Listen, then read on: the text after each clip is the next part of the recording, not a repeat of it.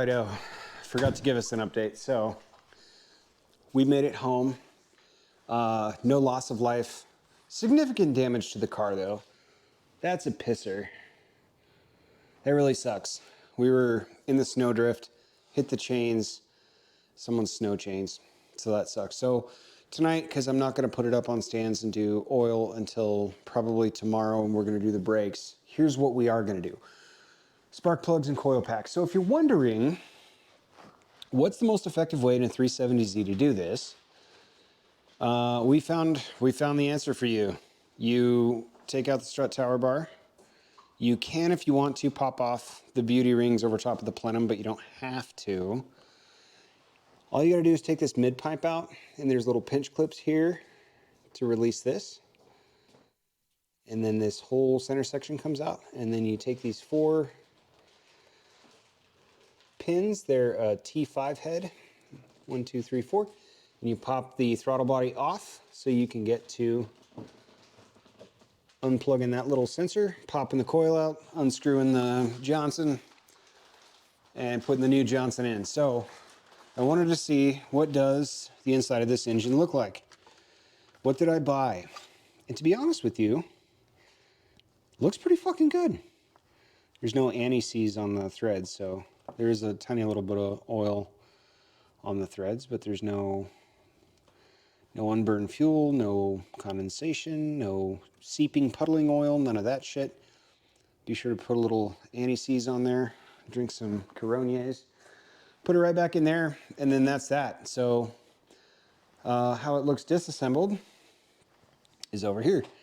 Mid pipe is off. Here's the air intake. Mid pipe should be here, connecting to that.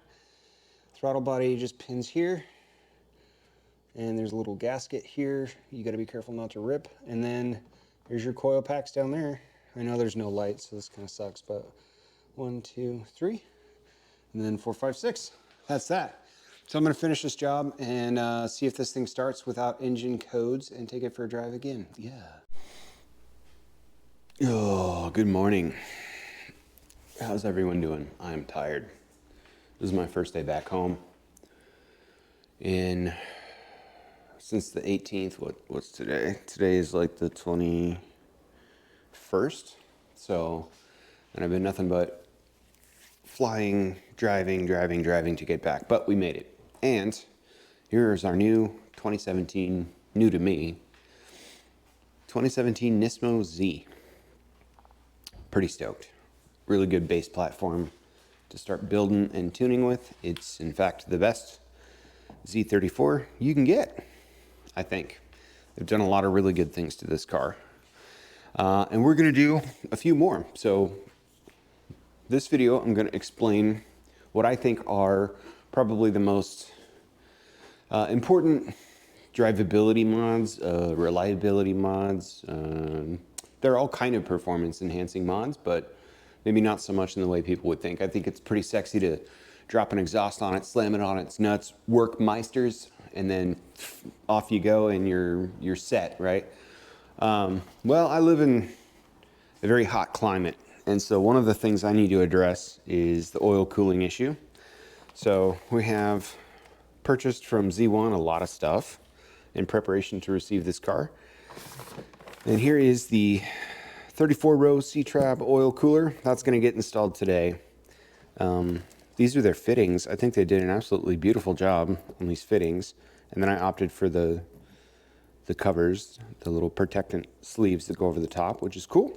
So thermostatic sandwich plate, if you don't know what an oil cooler does, is you mount this behind the front bumper, air rushes through it, and it cools off the oil that's being circulated through here and then pumped back toward the bottom of the engine block. And then this thermostatic sandwich plate attaches there, and your oil filter screws on and sits next to that.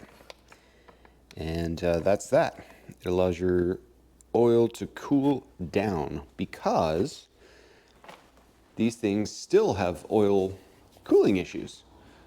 And that's kind of a problem, especially for a car that you want to drive spiritedly, we'll say. So that's cool. We're also going to do steel braided brake lines. This is more of a I want this than I need this, but it definitely helps. It eliminates a lot of mushy pedal feel when it's really, really hot or it's really under load. And that's kind of nice. So this is a must-have, I think, for everyone, but specifically if you live where it's hot. Brake lines are kind of a nice to have for sure. But because the brake rotors on this car aren't the best, I'm also going to upgrade those. Like, hey, lines, rotors, throw some new pads in it. It's going to be pretty cool. The other must-have, this will break probably, I don't want to say 100% certain that it will, but you know, almost all of them break in this fashion, and that's the concentric slave cylinder. So the slave cylinder inside this car, all of these cars, not just the Nismo, you'll know when you press the brake pedal and it sticks to the floor and it never comes back, your concentric slave cylinder broke. Inside the transmission bell housing is the concentric slave cylinder. So its job is to push on a throwout bearing that pushes into the pressure plate and engages and disengages the clutch when you need it to. And why it breaks is, for some reason, on these cars, and I'll show you exactly where this fails, they chose to put a plastic plate on the base of the release bearing right here on, on the slave cylinder.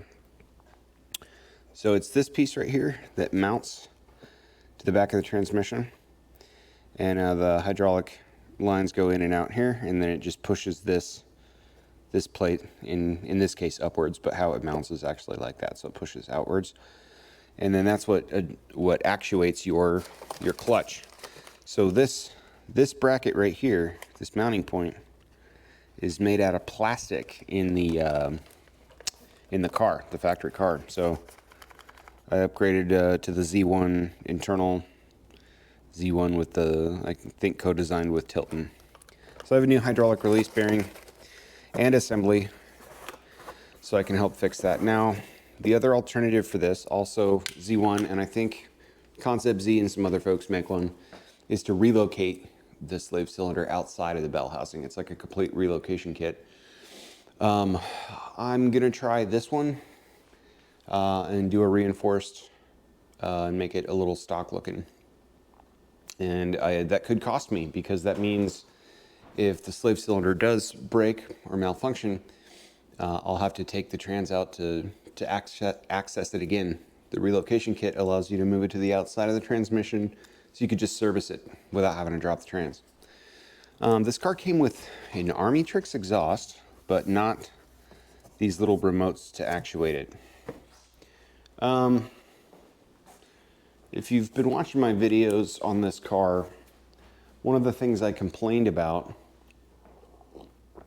yesterday on the drive down, or the day before, I guess, with the low jack I had to uninstall, is that, philosophically speaking, I don't like having a device living in my onboard diagnostics port to receive its power and, you know, command and control and all that. I think the diagnostics port is there to send and receive diagnostics information, and then to be unplugged. I don't think you should just leave a device in there full time. So yeah, I say that because the Army Tricks exhaust has a dongle basically that plugs into the OBD2 port, and it lives there full time. And then you can use an app to control it with your phone. So I don't like it just because I don't like shit plugged into the OBD2 port, as indicated by the insane problems that I discovered, troubleshot, and then had to fix in a 4-hour span of time with the low jack that they left in the car. I'm leery about it. Will it work always? Probably, who knows? Maybe I'm just neurotic and it doesn't fucking matter, so whatever. But I'm not a big fan of stuff living in the OBD2 port. Does it sound good? Is it worth the money? Yeah, it does sound good. I think the exhaust sounds pretty good compared to the factory Nismo exhaust, it's not too much louder when the valves are closed.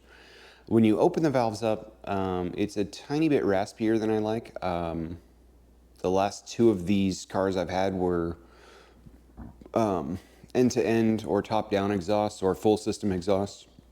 Even the one I ran a catback on, I had 3-inch true dual, exhausts, and this one has more of the stock or factory look. So it has sort of the kind of the suitcase muffler, and then the pipes go in and out of that. So there's not a whole lot of light down here right now. I don't think we'll be able to see it unless maybe I'll grab a light and show you the difference. So anyway, my old exhausts with the straight through pass-through design were quite a bit deeper tone than this gives you. This is a lot more aligned to stock. The canisters were connected to the tips. This one, they are different, kind of like the stock. So there you have it. There's the tip around the exhaust, but see the kind of suitcase style that you got going on here? That quiets it down, but there's also a little bit of rasp, and I think that has to do with the length and width of the resonators and sort of working in tandem with the suitcase muffler. So anyway, figured out that there's a little solenoid that actuates, and it opens and closes the little flapper valve. And it's like, hey man, when I'm roaming around the neighborhood, it's kind of nice having a quiet mode per se, right? Like, can't really argue that. I'm sure the neighbors would love that, so I don't have to cold start and blow out windows and shit like that. So I think that's kind of nice. Also, that shit even annoys me, but I'm a pretty big stickler on how my car sounds. And while loud and very drony, when you're driving, there's a lot of drone with the AAM and like the Gretty style exhaust. I still like the way it sounds. And this isn't a daily driver, and it's definitely not a touring car for me, so I don't know. I don't think it would bother me if I put an exhaust I'm used to. But the real thing about it, like, dislike, is it, kitschy? Is it helpful? Does it matter?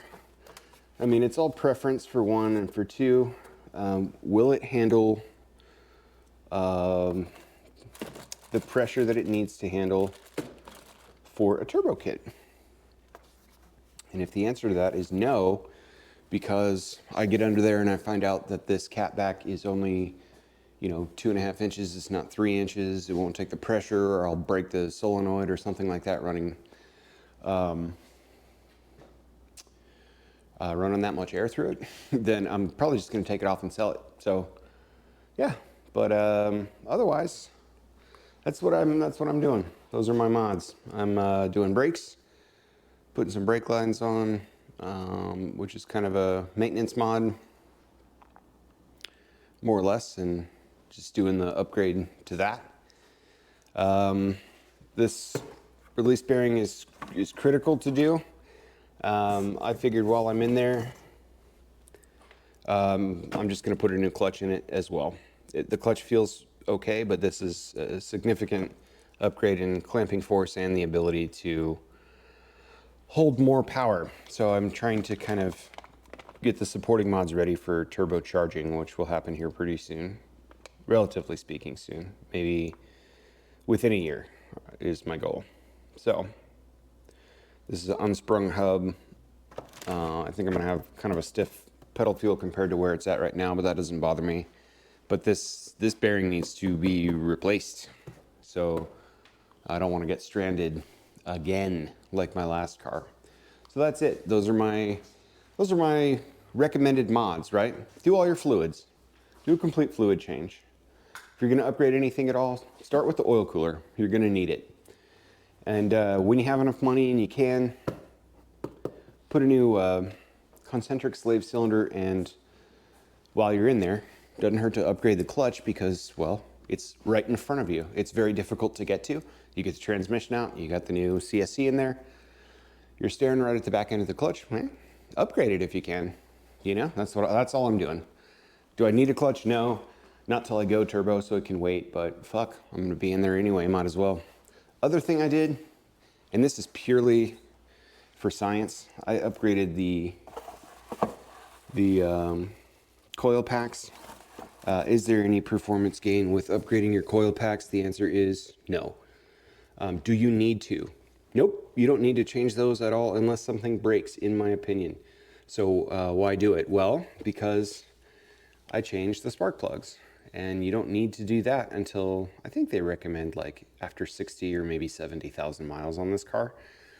I did it because I wanted to know a little bit more about this, how this car was driven and what the characteristics were of how it's operating. And you learn a lot by your spark plugs, and these look pretty good overall. It doesn't look like it's got weird timing issues where it's burning really lean or it's super duper way too rich or any of that stuff. I think they're burning pretty evenly. There is a little bit of oil on the threads here, but it is about the exact same discoloration for every cylinder that these are burning into.